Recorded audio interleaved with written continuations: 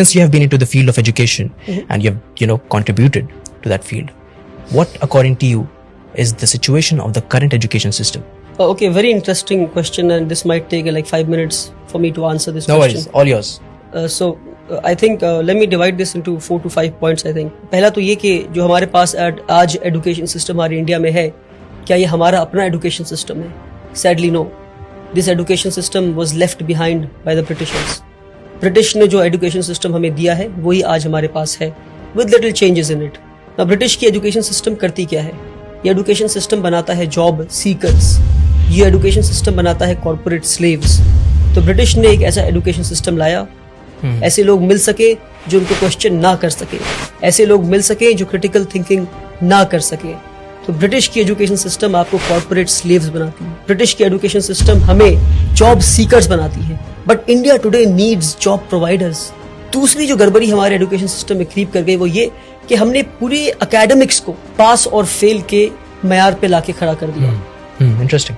कि आप पढ़ाई करते हैं सीखने के लिए नहीं, आप पढ़ाई करते हैं पास या फेल होने के लिए. तो उससे होता क्या है? मेरे जैसा एक कमजोर बच्चा क्लास 1 में मैथ्स में 40 लाता है तो मुझसे कहा जाता है कि आप मैथ्स में पास हो गए. फिर मैं क्लास 2 में जाता हूँ, फिर मैं 40 लाता हूँ तो कहा जाता है कि आप मैथ्स में फिर से पास हो गए. तो यानी मैं 60 नंबर जो नहीं ला पाया तो 60% में नहीं सीख पाया. ये 60% बिना सीखे मैं क्लास 2 में गया, फिर 60% बिना सीखे मैं क्लास 3 में गया, फिर 60% बिना सीखे मैं क्लास 4 में गया. इसी तरह मैं क्लास 10 पहुंच जाता हूँ और 600% मेरे एजुकेशन में लूप रह गए, मेरे एजुकेशन में कमी रह गई. क्योंकि मुझे ये बताया गया कि पढ़ते सीखने के लिए नहीं है. मेरे एकेडमिक्स को लर्निंग परसेंटेज पे नहीं लाया गया, मेरे पढ़ने को पास या फेल पर लाकर मुझे 0 बना दिया गया. क्योंकि मैं पास होकर डिग्री तो ले लूंगा और मुझे जॉब भी मिल जाएगी और फिर किसी कॉर्पोरेट वर्ल्ड में मैं गुलामी के लिए पहुंच जाऊंगा.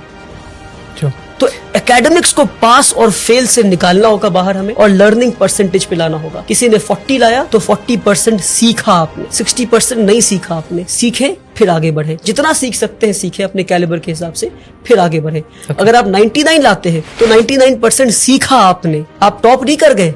99% सीखा आपने, 1% अभी भी नहीं सीखा आपने. अगर आप 100 में 100 लाते हैं तो पास हुए आप. ये दूसरी बात. तीसरी बात कि हमारा जो एजुकेशन सिस्टम है आज का वो आपको रोट लर्निंग पे फोकस करता है. आप पढ़ते जाते हैं पर आपको पता नहीं आप क्या पढ़. आपने पढ़ा होगा कि इंडिया में जो फूड ग्रेन्स है वो मिलेट है, बाजरा है, जौर है. ये पढ़ा आपने, पर कभी देखा आपने इन चीजों को? पढ़ा है but I have not seen it. Correct. मैंने भी कभी देखा नहीं. मेरे ख्याल से मिलेट ऑन पर्पस नहीं दिखाया गया इसको. बाजरा तो क्योंकि अगर आप बाजरा देख लेते तो आप पता करते कि बाजरा उगना क्यों बंद हो गया है. हाँ, बंद हो गया. That's what I am saying. क्यों बाजरा लोग आज नहीं खा रहे? पहले के लोग बाजरा खाते थे, पहले के लोग मिलेट्स खाते थे, जौर खाते थे, आज क्यों नहीं खा रहे? तो experiential learning is what we need, hands on learning is what we need. We need to see and know what we are learning. आज हमें वो दिखाया नहीं जाता, वो बताया नहीं जाता, सिर्फ पढ़ाया जाता. तो आपको पता है कि ये हार्ट है और हार्ट की ये चेम्बर्स है, हार्ट में ये आर्टरीज है, ये है. मगर आपको कभी इंसान का दिल दिखाया जाए तो आप बोलेंगे भैया ये क्या है? प्रैक्टिकलिटी. ये practical learning is what we need आज के दिन पे. Hands on experiential learning. तीसरी चीज. जो चौथी चीज है वो ये कि हमारे एजुकेशन को हमने समझा कि एकेडमिक्स ही एजुकेशन है. क्या? एकेडमिक्स ही एजुकेशन है. Academics is just a drop in the ocean of education. I would say the remaining water is तरबियत, इज अपब्रिंगिंग. कि भाई आप बात कैसे करते हैं? Are you confident? Are you creative? Do you have critical thinking? Are you developing higher order thinking skills? Are you questioning things? Absolutely. How do you sit? How do you conduct yourself with people? ये सारी चीजों को छोड़कर हर चीज को academics पे ले आया. Academics is not education. Education is a holistic thing जहां पे एक इंसान को बेहतर इंसान बनाते हैं, एक कॉर्पोरेट स्लेव नहीं बनाते. सबसे बड़ी कमी हमारे एजुकेशन सिस्टम में हुआ वो ये, हमारे साथ जो फ्रॉड हुआ मैं कहता हूँ एजुकेशन सिस्टम में, वो ये कि हमने एकेडमिक्स को, हमने सब्जेक्ट्स को स्ट्रीम में बांट दिया. कि भाई अगर आप सबसे ब्रिलियंट बच्चे हैं तो आप पढ़ेंगे साइंस. अगर आप 90 लाते हैं तो साइंस पढ़ेंगे. अगर आप 70 से 80 लाते हैं तो आप कॉमर्स पढ़ेंगे. 50 to 60 लाते हैं तो आप ह्यूमैनिटीज पढ़ेंगे. करेक्ट. क्या बेवकूफी है. यानी कि जो इंसान साइंस पढ़ के एटम बॉम्ब बनाना सीख रहा है उसके पास कोई हक नहीं कि वो साइकोलॉजी और सोशियोलॉजी पढ़ के ये समझे कि एटम बॉम्ब को इस्तेमाल नहीं करना था.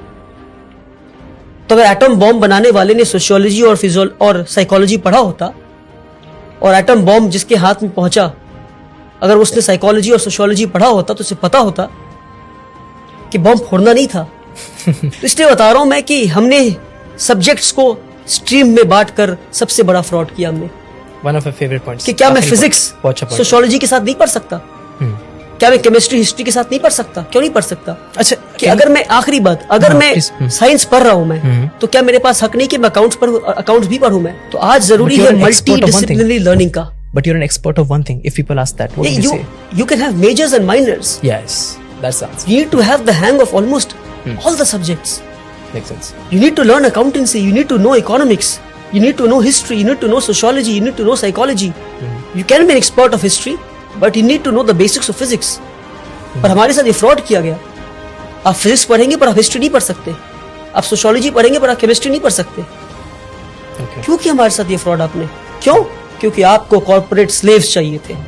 आपको इजी वे बच्चों को देना था कि भाई ये पढ़ो, नंबर लाओ, पास हो, टॉपर बनो, आके हमें सर्व करो। सैडली